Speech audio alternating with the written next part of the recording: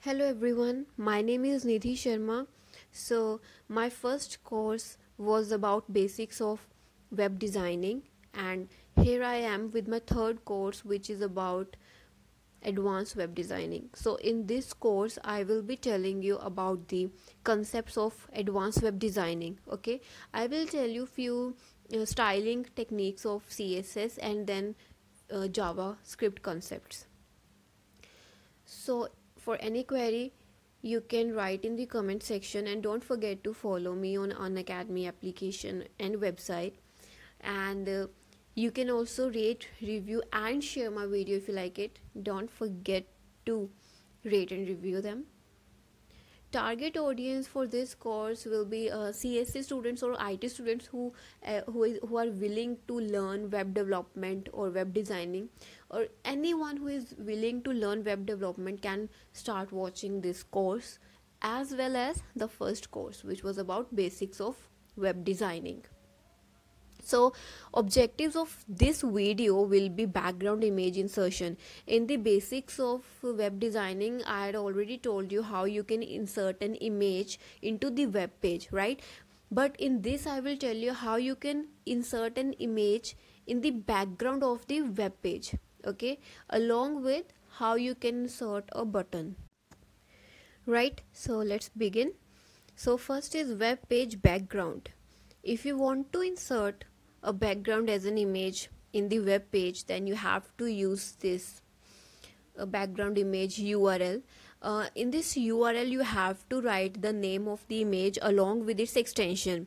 Okay, I will say that try to use PNG images, because what happens with PNG images that their quality remains the same even in when you have inserted them into a web page. Okay, in JPG images, not every time, but sometimes what happens, their quality reduces a bit.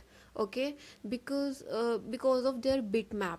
So try to use PNG images, but if you think that your JPG image is still in the good position or in the good quality, then you can use JPG image as well.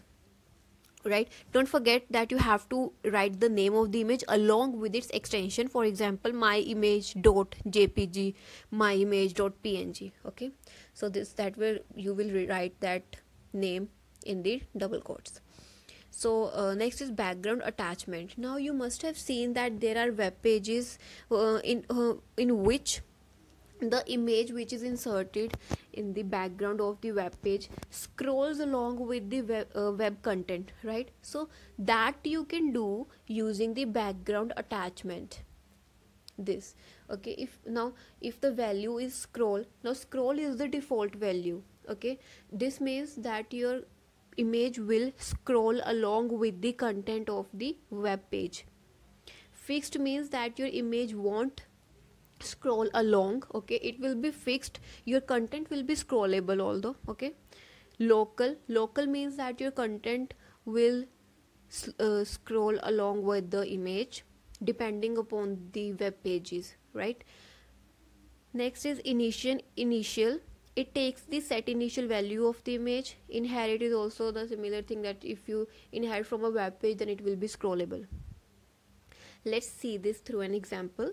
So before starting with this example, I would like to tell you something, that you see this tag doc type HTML. This is completely optional. You don't need to write this. We write this to make the coding user friendly, because in case if in future you leave a project, okay, and someone else joins in and works on that project, so it is easy for that person to know that this is the HTML document. And in another cases, if you see, then you mention that this document type is JavaScript, this document is CSS, so it is easy for the programmer. Okay, but in case if you know that if you're doing in individual project or whatever, you can really skip this tag. Okay, and you can start with HTML from here. Okay, so in the head tag, I have already told you all these things, but since we have begun with the new course, so I will tell you few things which are important. Okay, so whatever we write in the head section is not visible to the user, right? I mean, the coding part is not visible to the user, and whatever you write in the body is visible to the user, right? So in body tag I have given a heading h1. H1 heading means the most important heading. Okay, and in inline styling is being done. Font family, I have defined a font family here. Then text alignment is center, color is white of the heading.